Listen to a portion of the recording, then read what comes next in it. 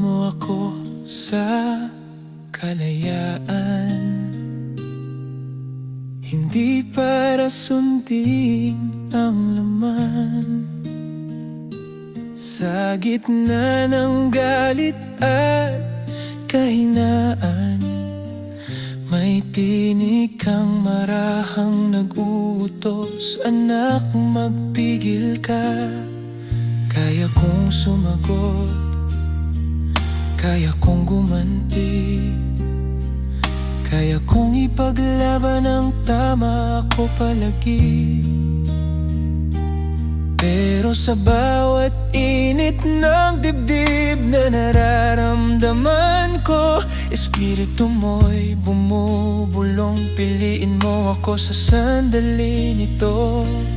Dalawang tinig ang nasa isip ko, isang sa laman, isang sa espiritu. Isa'y hihila pababa sa dilim at kamatayan, isa'y tatawag sa buhay at kapayapaan. Turuan mo akong mag-isip gaya mo, manatiling mahinahon sa gitna ng gulo, magpigil kahit kaya kong gawin ang bagay na alam kong di mo loobin. Kung ang laman ay patungo sa kamatayan, sa espiritu ako'y kakapit magpakailanman. Hubugin mo ang puso't isip ko, hanggang ang kaisipan ko'y maging katulad mo.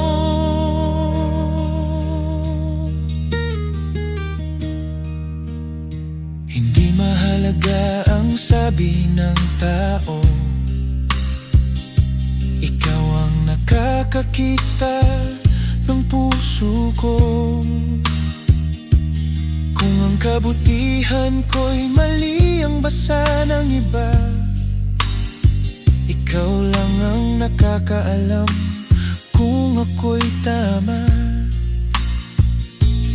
Sa bawat luha ng pagpipigil, sa bawat gabi ng pananahimik,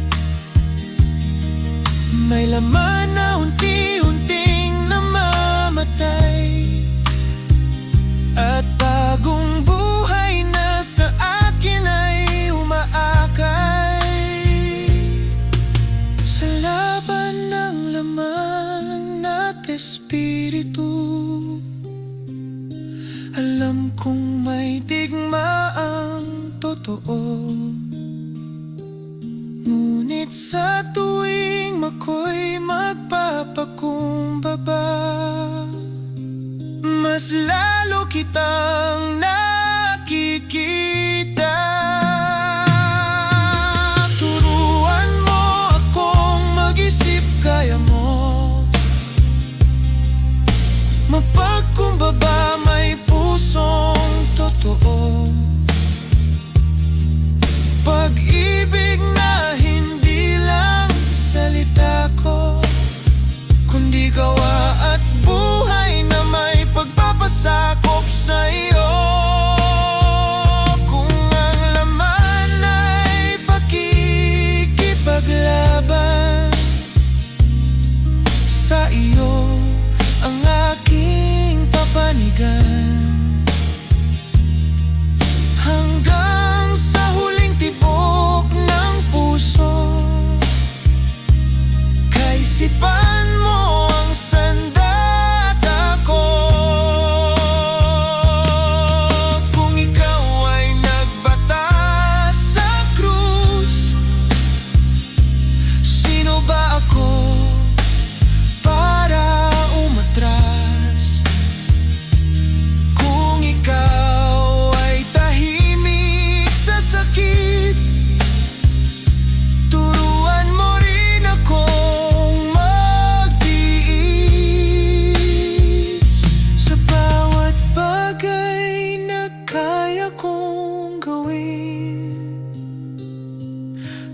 ngunit pinili kong pigilin.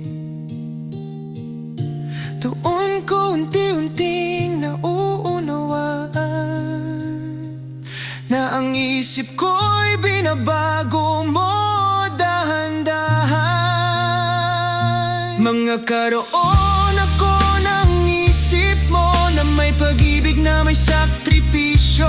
Hindi galit, hindi abang, kundi pusong marunong magparaya sa laban ng laman at espiritu. Sa iyo ako mananatili hanggang sa dulo ng aking buhay. Kaisipan mo ang maghahari. Kung kaya kong gawin, ngunit di ko ginawa, dahil pinili kong sundin ka. Sa bawat pigil may luha sa mata, ngunit doon nagsisimula ang isip ko.